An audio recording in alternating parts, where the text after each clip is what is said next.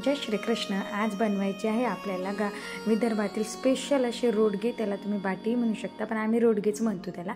त्यासाठी मी काय केलेलं आहे, ते 3 वाट्या गव्हाचं पीठ घेतलेलं आहे। त्याच्यामध्ये ओवा, जिरं आणि 3 चमचे गरम करून तेल टाकलेलं आहे, कारण ते आतून मग त्याची टेस्ट खूप छान येते। आणि आज थोडंसं पाणी टाकून त्याचा अगोदर असा मिक्स करून घेतलं पाणी टाकून। याचा जास्त असा याचा जो डो उंडा जो आहे आपल्याला घट्ट बनवायचा आहे, असं जास्त पातळ नको। घट्ट असला म्हणजे ते लवकर शिजतं आतूनमध्ये। आता पूर्ण छान असा सॉफ्ट डो तयार झाल्यानंतर एक लाटी घेतली, हाताला अशी गोल गोल केली ती।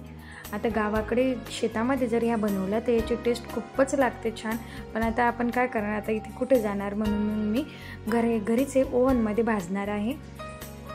कारण गावात जर आपण शेतामध्ये जर चूल पेटवून जर केलं ना तर खूपच छान लागते याची टेस्ट। अशा पद्धतीने मी पोळपाटावर त्याची एक मोठी पोळी लाटून घेतली, आतमध्ये त्याला तेल भरलं।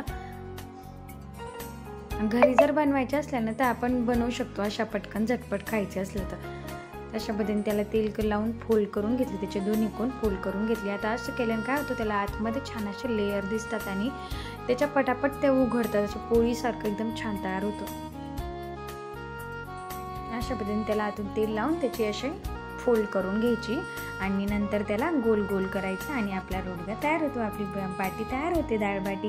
ही डाळ बाटी खायला खूप छान लागते, खूप टेस्ट लागते। याच्यासोबत मस्त वरण आणि वांग्याची भाजी। तुम्ही पण अशाच पद्धतीने करता का, मला कमेंट करून नक्की सांगा। अशा पद्धतीने मी त्याला गोल गोल करून घेतला। आणि एखाद्या वेळेस पोळी खायचा कंटाळा तर आपण असं पटकन करू शकतो, याला काही वेळही नाही लागत, जास्त 20 मिनटं लागतं त्याला भाजायला। आपण ओव्हनमध्ये भाजायला 20 मिनटंच लागतात।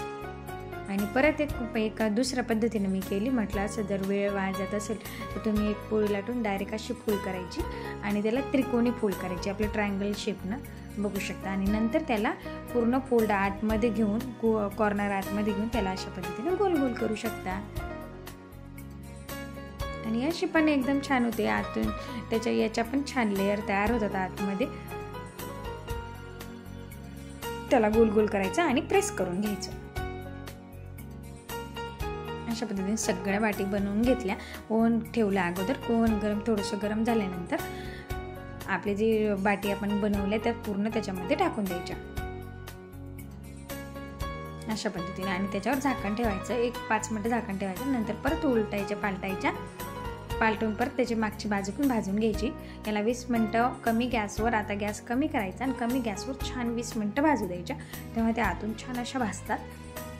बघू शकता तुम्ही किती छान तयार झाले। 20 मिनिटानंतर मी बघितलं की त्या पूर्ण भाजल्या की नाही, त्याला असं छान आता त्या भाजलेल्या आहेत पूर्ण। मग काढून घेतल्या एका प्लेटीमध्ये। आणि सगळ्यांचे खूप खूप आभार, सगळ्यांचे खूप खूप मनापासून धन्यवाद। तुम्ही मला खूप छान सपोर्ट करताय आणि असाच सपोर्ट आणि आशीर्वाद माझ्या पाठीशी ठेवा। एक मी तुम्हाला फोडून दाखवले, बघू शकता आतूनमध्ये किती छान दिसत आहे ते लेअर। आणि त्याची चव पण खूप भन्नाट झाली होती।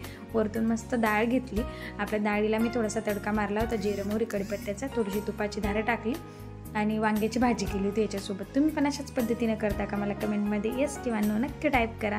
आणि अशा छान छान रेसिपीसाठी माझ्या चॅनलला लाईक सबस्क्राईब करायला विसरू नका। आणि असाच सपोर्ट आशीर्वाद माझ्या पाठीशी नक्की ठेवा। Thank you, bye bye.